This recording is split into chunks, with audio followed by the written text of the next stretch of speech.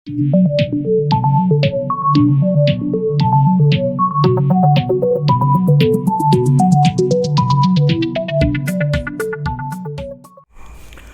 Morning guys, कैसे हैं आप सभी। मैं मौरिफ खान आप सभी का तहे दिल से स्वागत करता हूं आपके अपने फेवरेट चैनल एक्टिव लर्नर्स। थोड़ा पढ़ो रेगुलर पढ़ो पर। तो कैसे हो, पढ़ाई हो रही है? बिल्कुल पढ़ाई तो करते रहिए। तो चलिए फिर मैं नए बच्चों को बता दूं कि आपका ये channel specially 10th board exam नहीं, चाहे वो सीबीएसई बोर्ड के बच्चे हो, बिहार बोर्ड के बच्चे हो या अन्य किसी भी बोर्ड के बच्चे हो, उनके लिए बहुत ही ज्यादा हेल्पफुल साबित हो रहा है। जी काफी गर्मी है नहीं, तबीयत का खास ख्याल रखिएगा, पानी नहीं पीते रहिए करो।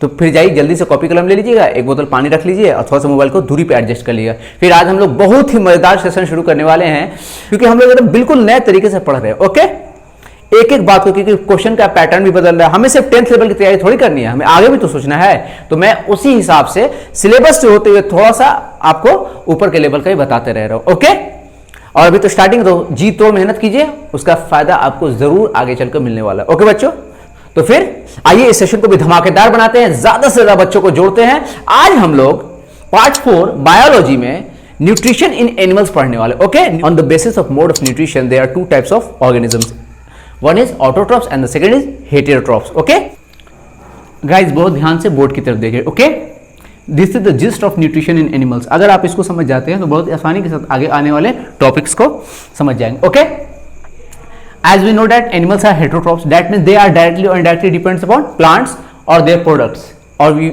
and other animals. Clear? All heterotrophic nutrition follows these 5 steps. Okay, ingestion, digestion, absorption, assimilation and egestion. जिसके लिए मैंने एक कोड बताया IDI. Okay, IDI.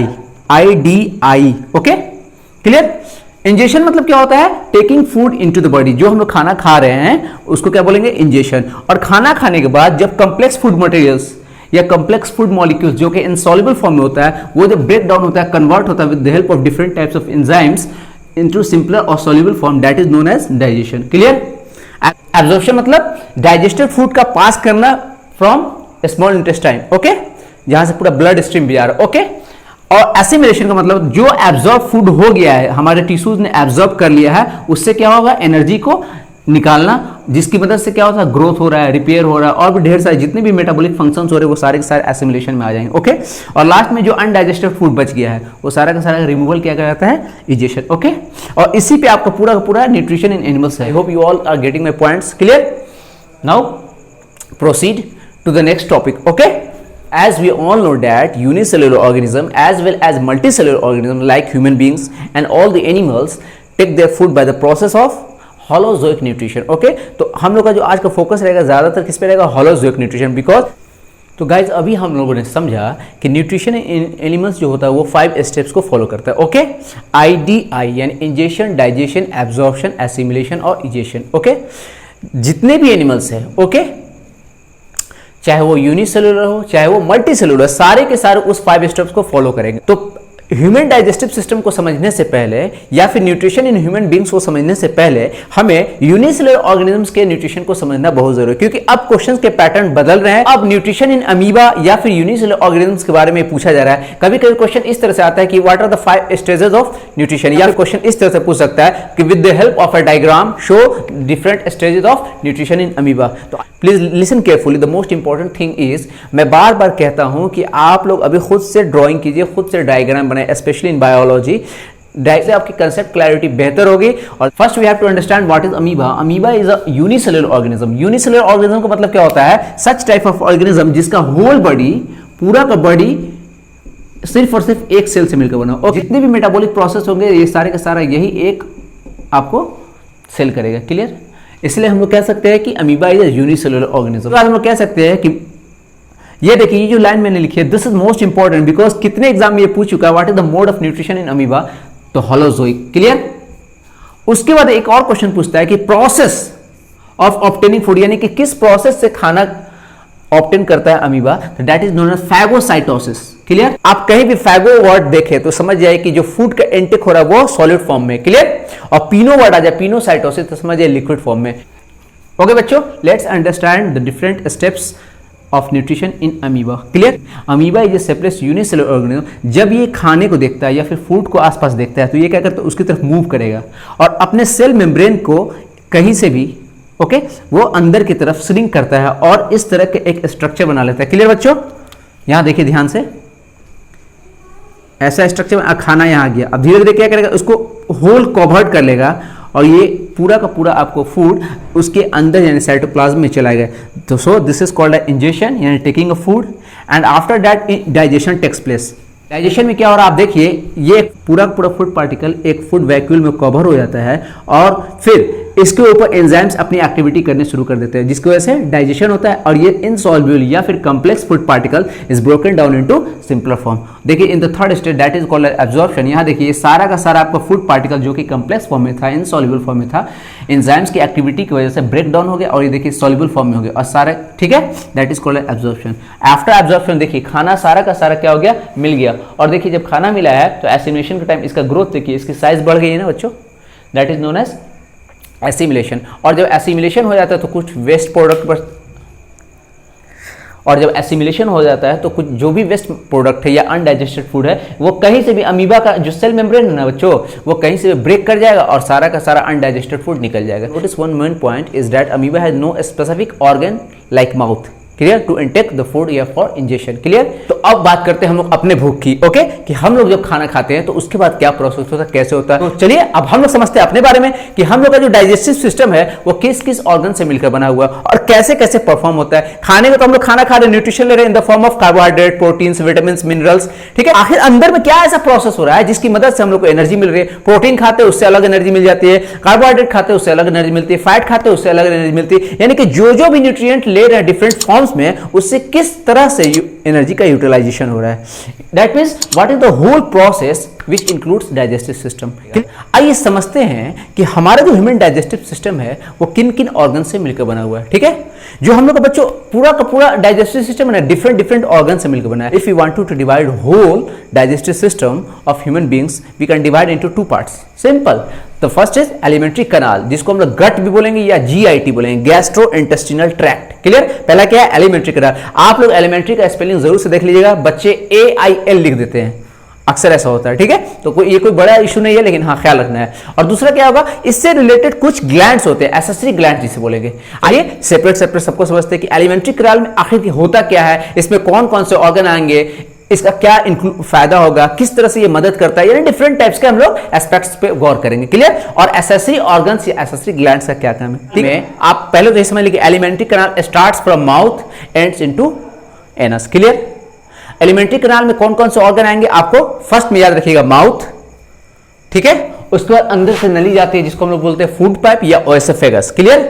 उसके बाद स्टमक, उसके बाद इंटेस्टाइन। इंटेस्टाइन में लार्ज, स्मॉल और लार्ज दोनों। क्लियर? एलिमेंट्री कैनाल में कौन कौन सा पार्ट आया, माउथ, ओएसोफेगस, क्लियर, स्टमक, उसका नीचे जाइए small intestine, large intestine. Clear? कोई कंफ्यूजन? जब हम लोग बात करेंगे एक्सेसरी ग्लैंड्स की तो सबसे ऊपर आएगा क्या आपको, सलाइवा या सलाइवरी ग्लैंड बोलेंगे जिसको, उसका लीवर और फिर पैंक्रियास। क्लियर? 3 इधर से और बाकी उधर से। कोई कंफ्यूजन? देखिए कितना मजा आने वाला है, बहुत ही इंटरेस्टिंग चैप्टर है और इतने आसान तरीके से मैं आप लोग को सेपरेट सेपरेट समझाऊंगा कि आपसे एक भी क्वेश्चन नहीं छूटने वाला। तो प्लीज आपको पेशेंस रखना है और समझना है बात को। बायोलॉजी बहुत इंटरेस्टिंग सब्जेक्ट है और स्कोरिंग सब्जेक्ट भी है। अगर आप कंटेंट को अच्छे तरीके से पढ़ लेते हो तो आप बहुत जल्दी इसमें स्कोर कर जाएंगे। आइए देखिए समझते हैं जो मैंने बात बताई। Alimentary canal consist of mouth, oesophagus जिसे फूड पाइप भी बोलते हैं, स्टमक, इंटेस्टाइन। इंटेस्टाइन में जब मैं SI लिखूंगा मतलब स्मॉल इंटेस्टाइन, लार्ज के लिए सीटेड ग्लैंड्स या फिर एसेसरी ऑर्गन्स भी बोल सकते हैं, that is salivary gland, liver और पैंक्रियाज। फिगर से समझ लेते हैं कि आपके डाइजेस्टिव सिस्टम में, ह्यूमन डाइजेस्टिव सिस्टम में कौन कौन से ऑर्गन आते हैं। आप लोगों को ये फिगर, ये डायग्राम जो अभी मैं बनाने जा रहा हूं उसको बार बार प्रैक्टिस करना और बहुत ध्यान से देखिए, बहुत ही आसानी से आप बना सकते हैं। कॉपी कलम को आप साइड में रख दीजिए और गौर से बोर्ड की तरफ सिर्फ देखिएगा, सिर्फ आपको इतना ही करना है, ठीक है। और हाँ लाइक शेयर भी करते रहिएगा सब।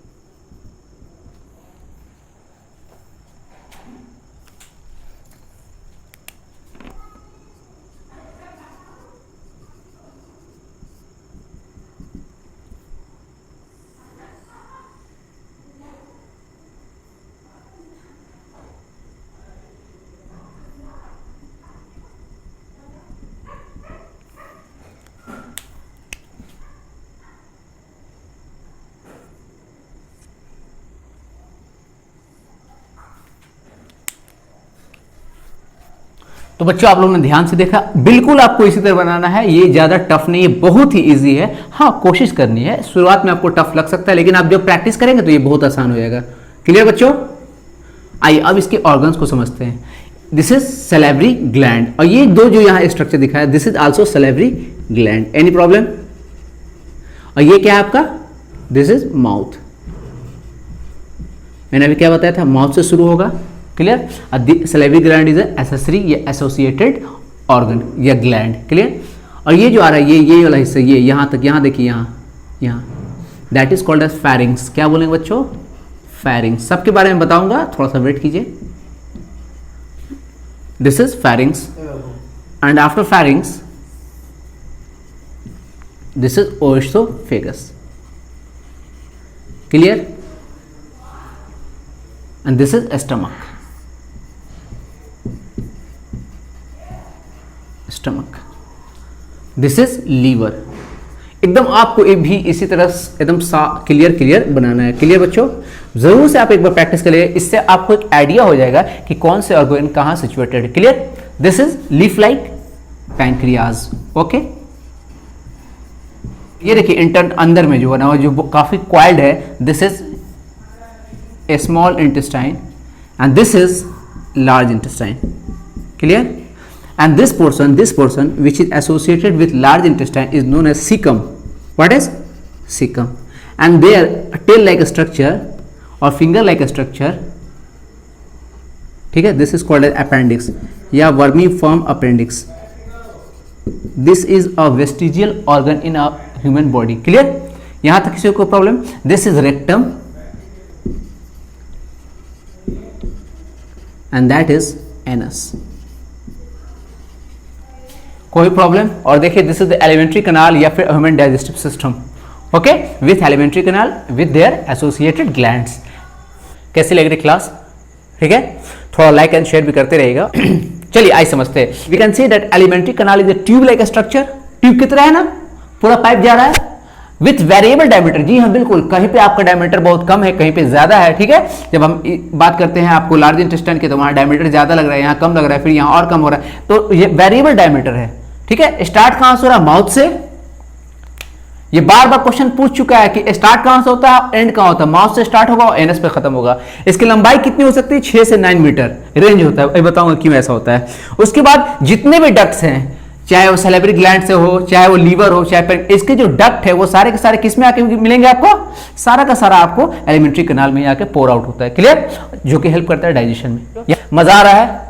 ओरिजिनल बायोलॉजी शुरू हो गई। ठीक है, हाँ बिल्कुल। इसके एक एक पॉइंट से मैं जिस तरह से आपको बताता हूं, आप एक एक पॉइंट को पढ़िए, आपको पढ़ने में भी आसानी होगी कि हाँ एलिमेंट्री कनाल से रिलेटेड जितने भी क्वेश्चन पूछे जाते हैं मैंने इन्हें बता दिया। ठीक, इसी तरह से आपको, यानी कि मैं बता रहा हूं आपको ईच एंड एवरी सब्जेक्ट, चाहे वो साइंस हो या मैथ्स हो, स्टेप बाय स्टेप बताऊंगा, क्योंकि मैं, ठीक है, क्योंकि मुझे पता है कि बच्चों की कमजोरियां कहां है, बच्चे कहां गलती करते हैं, बच्चे किस बात को लेकर परेशान होते हैं। तो आप प्लीज क्लास को रेगुलर अटेंड करें, ज्यादा से ज्यादा बच्चों को जोड़े, फिर उसके बाद मैं आपको कैसे यकीन, आपको खुद यकीन होने लगेगा कि हाँ बिल्कुल बात जो कही गई वो सही है और आप में इंप्रूवमेंट दिखने लगेगा। ओके बच्चों? ओके, तो चलिए हम लोग एलिमेंट्री कनाल से जो भी जितने भी एसोसिएटेड ऑर्गन उसको हम लोग लाइन बाय लाइन एक एक पार्ट के बारे में समझते हैं। क्लियर? ठीक है, सबसे पहले शुरू करते हैं हम लोग माउथ से। माउथ क्या है? देखिए आपको लिप से माउथ शुरू हो जाता है, और जब हम लोग मुंह खोलते हैं the whole is known as buccal cavity और ओरल कैविटी, यहां तक। ठीक है, और ओरल कैविटी में क्या क्या है? आपको टीथ दिखाई दे रहा है। उसके बाद आप लोग अंदर जब हाथ डालते होंगे तो जबान के अलावा या टंग के अलावा आप अंदर देखते होंगे होल दिखाई देता है बड़ा सा, उसके बीच में एक फ्लैप टाइप का लटक, जिसको टॉन्सिल बोलते हैं, असल में उसको क्या बोला जाता है? उवुला बोला जाता है। क्लियर? जब आप लोग ऊपर ऐसे टच करते हैं, that is called as palate, यानी कि we can say that the upper या roof of the mouth cavity या oral cavity is known as palate, जिसको आप टच करते हैं तो खुरदरा आप लोग टच करके कभी भी देख लीजिए। क्लियर? उसको क्या बोलेंगे? पैलेट। ठीक है, और पैलेट ही का एक पार्ट क्या है? उवला, यानी कि जो बीच में आप देखते हैं ऑर्गन टॉन्सिल टाइप का लटकता रहता है, वो दैट इज उवला। ठीक है, यहां तक किसी को। उसके बाद हम लोग टंग के बारे में समझते हैं कि टंग का क्या काम है बच्चे। देखिए आपका टंग है, टंग के डिफरेंट डिफरेंट पोर्शन का, टंग के डिफरेंट डिफरेंट पार्ट्स आप देखिए। जब हम लोग इंटरनल अंदर की बात करेंगे तो वो वहां पे हम लोग को कड़वा स्वाद का एहसास होता है, बीटर का। ठीक है, और टिप पे यहाँ पे हम लोग को स्वीटनेस का एहसास होता है। इसके बाद थोड़ा सा बगल में जाएंगे साइड में देखिए तो ये साल्टनेस का एहसास होता है, और दिस इज सावर टेस्ट, खट्टापन का एहसास होगा। आप कभी ट्राई करके देखिएगा, आप नमक को लेकर सामने रखिएगा। ठीक है, यहाँ पे, ठीक उसी तरह से खट्टे चीज़ को यहाँ या सावर चीज़ को, जो कि टेस्ट में जैसे इमली वगैरह हो गया, उसको आप लोग यहाँ रख के देखिए, देखिए टेस्ट फील हो रहा है या नहीं हो, फिर उसका अंदर रख के देखिएगा, ठीक है। अगर पूछता है कि what is the function of tongue, तो क्या जो सलाइवा हमारे सलाइविक ग्लैंड से सीक्रेट होता है उसकी मदद से वो फूड को मिक्स करने में मदद करता है, फिर चबाने में मदद करता है और फिर निगलने में मदद करेगा। और दो और बोल सकते हैं हम लोग कि टेस्ट का भी पता चलता है आपको, क्योंकि हमारे टंग पे क्या होते हैं, पैपिली होते हैं, डिफरेंट टाइप्स के बर्ड्स होते हैं, जिसकी वजह से हमें टेस्ट का पता चलता है। क्लियर, यहाँ तक कोई प्रॉब्लम। अब आते हैं हम लोग टीथ के बारे में समझते हैं। अब बात करते हैं टीथ की। टीथ कितने तरह के होते हैं? 4 तरह के, incisor, canine, premolar, molar. Clear. और हाँ, टेम्पोररी टीथ कितना होता है? 20 और परमानेंट टीथ 32। क्लियर, यहाँ तक किसी को प्रॉब्लम? कभी कभी आप लोगों से डेंटल फॉर्मूला पूछ देता है कि dental formula of temporary teeth और dental formula of permanent teeth. आइए इसे समझ लेते हैं। डेंटल फॉर्मूला ऑफ आपको टेम्पोररी टीथ, टीटी मतलब टेम्पोररी टीथ, देखिए आई मतलब इंसीजर, सी मतलब केनाइन, पी मतलब प्रीमोलर। क्योंकि टेम्पोररी टीथ में आपको मोलर नहीं उतना इंक्रीज होता है, इसलिए उसको ये अपर जॉ लोअर जॉ ये ऊपर शो कर रहा है 2 1 2 यानी 20। और उसी तरह जब हम बात करेंगे परमानेंट टीथ पीटी की, तो देखिए यहाँ पे आपको मोलर आ चुका है 2 1 2 3 2 1 2 3। इस तरह से याद कीजिएगा 21 23 इंटू 2, ऐसे याद करते हैं हम लोग। 212 212 ओके 2 1। आइए अब समझते हैं स्ट्रक्चर ऑफ टीथ, जिससे रिलेटेड ढेर सारे क्वेश्चन पूछते हैं आपसे। इससे रिलेटेड 2 और क्वेश्चन पूछे जाते हैं कि व्हाट इज डेंटल कैरीज और व्हाट इज डेंटल प्लाक। तो वो बेसिक सी बात है, उसको भी समझेंगे हम लोग, लेकिन सबसे पहले what is the structure of, यानी टीथ होता कैसे, इसको जानना जरूरी है। Okay, this is the structure of a teeth. Upper portion जो हमें दिखाई दे रहा है, that is called enamel. Clear. And after enamel that portion is known as dentine. नीचे दांत के अंदर हम एंट्री करते हैं, जब डेंटाइन के और अंदर जाते हैं, that is called pulp cavity, जिसमें आपके क्या होते हैं, ब्लड वेसल्स वगैरह वहीं पे होते हैं। क्लियर। और ये क्या है आपका, दैट इज गम। इसको याद करने का, सीरीज याद करने का क्या है, ईडीपीजी। याद रखें ईडीपीजी, जब भी आप स्ट्रक्चर बनाएगा, क्वेश्चन पूछ देता है तो ईडीपीजी लिखिएगा, enamel, dentine, pulp cavity and gum, EDPG, ये कोड याद रखिएगा। क्लियर। एक बात बहुत इंपॉर्टेंट, कभी कोई क्वेश्चन पूछता है, जो आपका एनामेल है ना, enamel is the hardest part in our body, ये बोन से भी ज्यादा हार्ड होता है। क्लियर, कोई कंफ्यूजन?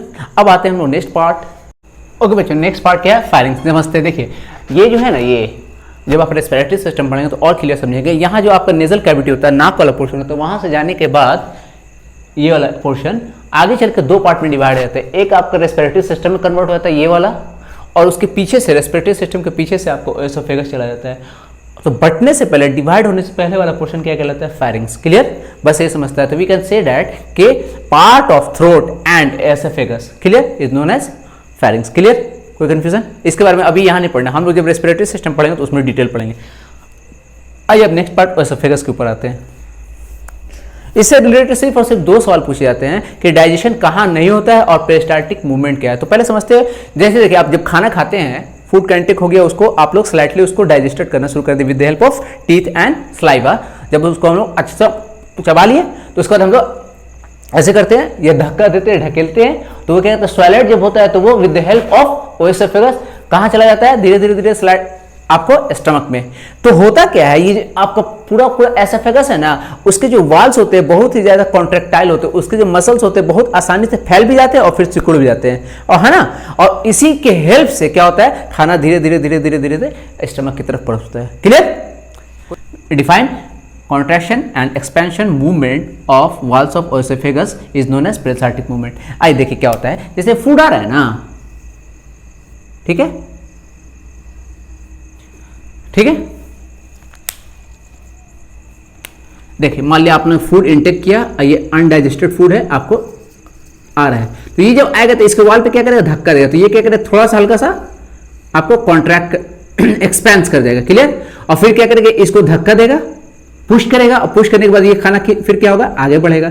जब ये आगे बढ़ेगा तो फिर ये क्या करेगा, ये आपको एक्सपैंड कर जाएगा, ये सारा का सारा कॉन्टैक्ट कर जाएगा, फिर इसी तरह से बढ़ जाएगा, इसी तरह से ये पुश होता रहेगा नीचे की तरफ, और कहाँ फिर आपको स्टमक तक खाना पहुंच जाएगा। और this movement is known as peristaltic movement. कोई कंफ्यूजन? इस लाइक एंड शेयर भी करते रहिए। तो बच्चों अभी हम लोग एलिमेंट्री कैनाल से रिलेटेड जितने ऑर्गन्स उसके बारे में पढ़ रहे हैं, और हम लोग एसोफेगस तक पढ़ ले। अभी डाइजेशन की बात नहीं हो रही, डाइजेशन की बात नेक्स्ट पार्ट में, क्योंकि जब तक हम लोग ऑर्गन को नहीं समझेंगे, कौन से हिस्से में क्या होता है, कौन सा हिस्सा क्या एंजाइम सीक्रेट करता है, डाइजेशन समझ में नहीं आएगा। क्लियर। और दोनों पार्ट से आपको क्वेश्चन पूछे जाते हैं, ऑर्गन से अलग क्वेश्चन पूछा जाता है, डाइजेशन से अलग क्वेश्चन पूछा जाता है। क्लियर। इसलिए मैंने आप लोगों की सहूलियत के लिए इसे सेपरेट कर दिया। कोई confusion? Okay, now let's talk about the other organ that is stomach. Oesophagus के बाद आपको स्टमक आ रहा है। तो जब स्टमक को हम लोग गौर से देखते हैं तो स्टमक का पूरा पोर्शन 3 पार्ट में डिवाइडेड होता है। यहाँ देखिए ये वाला हिस्सा, बीच वाला हिस्सा और साइड वाला हिस्सा। ऊपर वाले हिस्से को हम लोग क्या बोलते हैं, ये जो हिस्सा होता है that is known as fundus. Middle वाले हिस्से को जिसमें खाना आपका स्टोर रहता है that is known as body. और ये लास्ट वाला हिस्सा जो कि आपको जा रहा है स्मॉल इंटेस्टाइन में मिलेगा that is known as pyloric end. Clear? गौर से जब देखा जाता है तो स्टमक का हम लोग शेप कैसा मानते हैं, stomach is the widest part of alimentary canal. देखिए सबसे चौड़ा है ना, किसी किसी कुछ ज्यादा चौड़ा होता है ना, वो डिपेंड करता है कितना जो है इंटेक उसका हो रहा है। क्लियर? अगर आपसे पूछेगा what is the shape of stomach, the J shape है ना। स्टमक को गौर से जब देखते हो तो ये देखिए जे शेप का स्ट्रक्चर हो रहा है। क्लियर? देखो बच्चों, जब हम लोग स्टमक को कट करते हैं, स्टमक को खोलते हैं तो उसके जो वाल्स होते हैं, इंटरनल वाल्स, वो काफी सिकुड़े हुए होते हैं, अंदर की तरफ धसे धसे होते हैं और उनमें ग्लैंड्स मिलते हैं। ठीक है ना? और वो सारे के सारे ग्लैंड डिफरेंट टाइप्स के आपको एंजाइम सीक्रेट करेंगे। ठीक है? तो उन सबको मिला के क्या बोलते हैं, gastric juice. Gastric juice is the combination of hydrochloric acid, एक एंजाइम होता है पेप्सिन और म्यूकस। आपसे क्वेश्चन पूछा जाता है gastric juice consist of. Clear? तो इसको देखिएगा आप प्रीवियस ईयर्स पेपर्स में किस तरह से क्वेश्चन पूछे गए, स्टेप बाय स्टेप में एक एक पोर्शन समझाऊंगा। फिलहाल अभी स्ट्रक्चर को समझते हैं। क्लियर? हार्ट के जस्ट नीचे होता है इसलिए इसको बोलते हैं कार्डिक नॉच, और ये वाला हिस्सा फंडस होता है। मिडिल वाला पार्ट को क्या बोलते हैं, बॉडी। और लास्ट पाइलोरिक वर्ड कहीं भी दिखाई दे समझ जाए कि आप इंटेस्टाइन की बात हो रही है। ये देखिए आगे चल के आपको इंटेस्टाइन का फॉर्मेशन करता है। ठीक है? ये कैसा होता है, वाइडेस्ट होता है, हॉलो होता है, खाली ही होता है, डिपेंड करता है खाना बाद में कितना खा रहे हैं आप। उसके बाद उसका ये जे शेप का ऑर्गन होगा। और ये देखिए इसके अंदर जब इंटरनल इसकी बात करेंगे तो इसके अंदर गैस्ट्रिक ग्लैंड्स होते हैं जो कि गैस्ट्रिक जूस का सीक्रेशन करते हैं। और gastric juice is the combination of, ये gastric juice contains HCl, pepsin और म्यूकस। ये आपको याद रखना है, बहुत इंपॉर्टेंट लाइन है। क्लियर? यानी कि जो कम्प्लेक्स फूड मटेरियल था वो अब धीरे धीरे क्या हो रहा है, सिंपलर फॉर्म में कन्वर्ट हो रहा है। और यहाँ पे जो फूड होता है उसको हम लोग क्या बोलते हैं बच्चों, काइम। याद रखिएगा, बिकॉज यहाँ जो फूड पार्टिकल्स है वो ज्यादा आपको सॉल्युबल फॉर्म में हो गए हैं और ज्यादा वो सेमी सॉलिड कह सकते हैं, सेमी सॉलिड फॉर्म में आ गए, and it is known as chyme. तो कभी कभी क्वेश्चन पूछता है chyme is, the chyme is semi solid food particles found in stomach. Clear? ये याद रखना है। ठीक है? तो आज के लिए इतना ही बच्चों। ठीक है? आप क्या करेंगे, बार बार प्रैक्टिस कीजिए और रिवीजन जरूर से कीजिएगा। ठीक है? आज की क्लास कैसे लगी प्लीज़ कमेंट्स बताइए, लाइक कीजिए, शेयर कीजिए और ज़्यादा से ज़्यादा दोस्तों तक तो पहुँचाइए। ओके? तब तक के लिए अपना ख्याल रखिए। मिलते हैं कल आपके अपने चैनल एक्टिव लर्नर्स। थोड़ा पढ़ो, रेगुलर पढ़ो पे। Take care, love you all.